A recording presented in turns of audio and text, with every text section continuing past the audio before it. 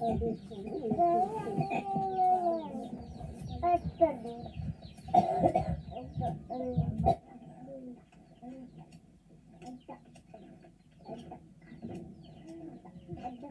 kababayan, nagluluto ng kamote si Carmela para po sa kanilang pananghalian kasi yun lamang po yung mayroon sila rito sa bundok. So, kamote, mamayang gabi kamote ulit, sa sunod na mga araw kamote, at bihira lamang silang makakain ng bigas dito sa bundok. Ngayon, umulan. Okay, guys. So, sa recommendation nyo po na panoorin ko ang tungkol kay Carmela. Actually, nakita ko ito pero hindi ko siya pinanood kasi nga ang dami kong hinahabol sa mga videos ni Sir Paul, di ba? So, ngayon pinanood ko dahil sabi nyo gusto nyo mag-reaction ako dito. So, pinanood ko actually ito mula umpisa. Actually, meron akong naunang reaction. Pero, gusto kong i-reaction itong part na to na nakita nyo yung bahay. See that? Okay. Kaya po wag po tayong mag-skip ng ads.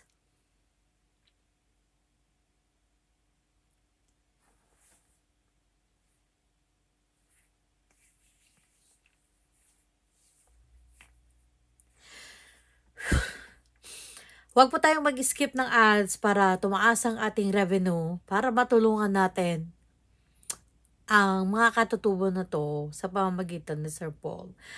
Yes, nanonood kayo ng mga videos ni Sir Paul. Maganda yan. Hindi kayo nag-i-skip ng ads sa kanyang video. And then, nanonood din kayo ng reaction ko. Kumbaga, napakaganda kasi yung mga revenue natin na kahit reaction video lang is pwede nating itulong. Tignan nyo kung saan sila nakatira ang pamilyang ito, no? Yung start ng video, yung malakas ang ulan, natutuluan pa rin sila. Kita nyo yung dingding niya, paano yung part na dingding na hindi yero, no? So, kung malakas ang hangin, malakas ang ulan, mababasa pa rin sila sa loob.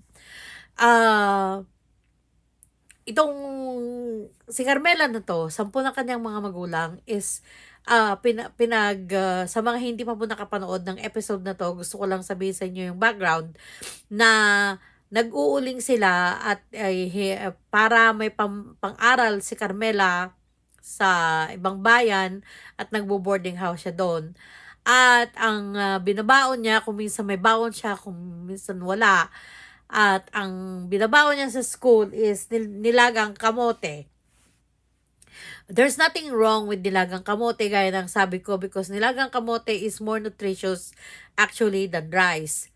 So, ang ano nga lang kasi, di ba, ang kinagisnan natin o ang kultura nating mga Pilipino, ang kinakain natin talaga is kanin. Pero imagine mo yung buhay ng pamilyang ito, no? Day in, day out, nilagang kamote ang kinakain nila.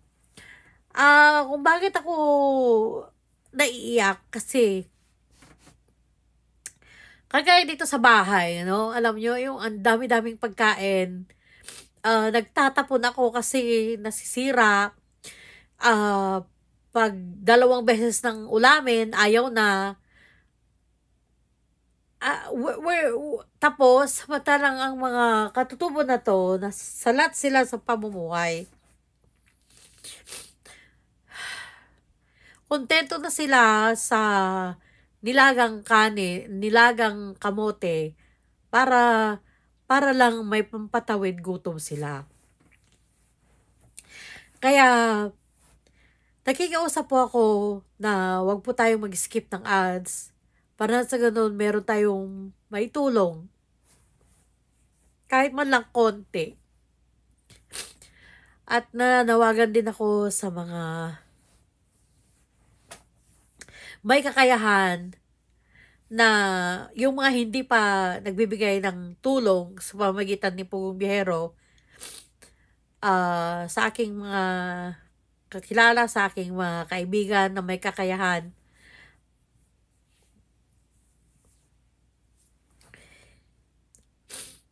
tignan po natin ang pamumuhay nila.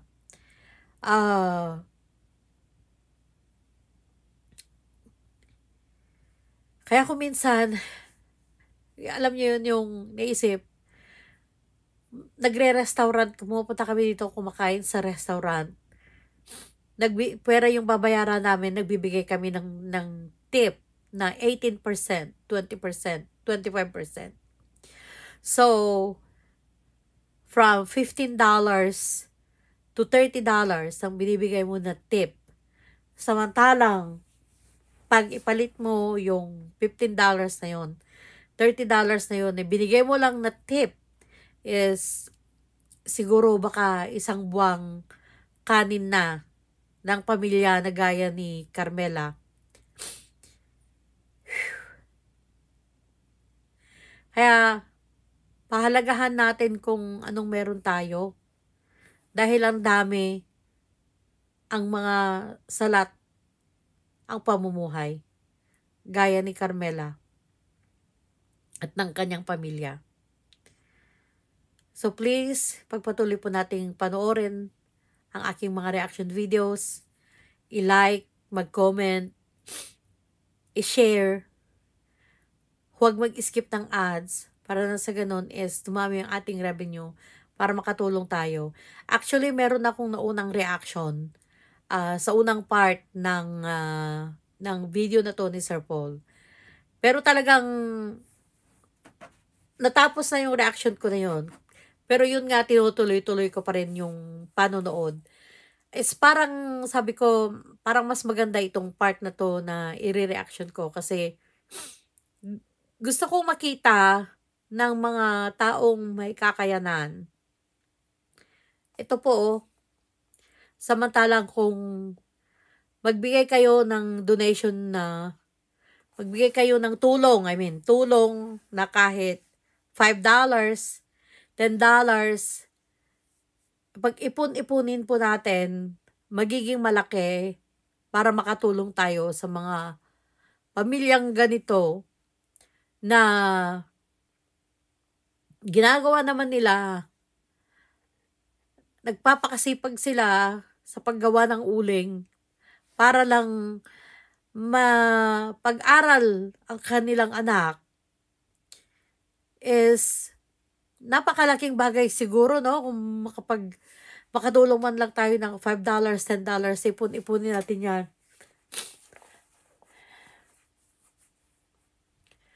Para bang ang sakit sa dibdib na dito sa Amerika na nasisira ang mga pagkain, na itatapon ng mga pagkain. Samantalang may mga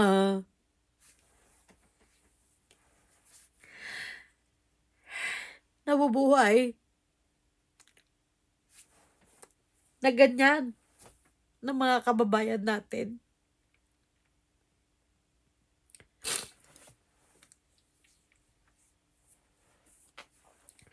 Na hindi kayang tulungan ng gobyerno.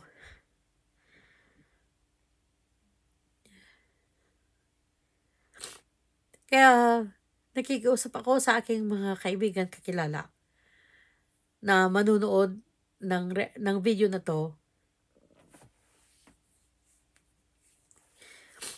Kung kinakatok po kayo ng inyong puso para makatulong, kahit tigli $5 lang, tig $10 lang,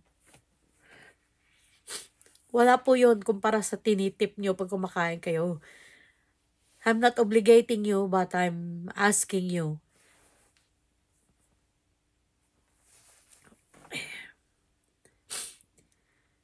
Kahit pa hindi sa pamamagitan ko, o kaya hindi sa pamamagitan ni Sir Paul ng Pugong Biyero, kahit kanino nyo ipaabot para lang makarating sa mga katutubong ito, ang tulong na kailangan nila. Maraming salamat po. Pasensya na po Hindi ko talaga. Hindi ko talaga mapigilan kasi, oh, grabe. Sobra.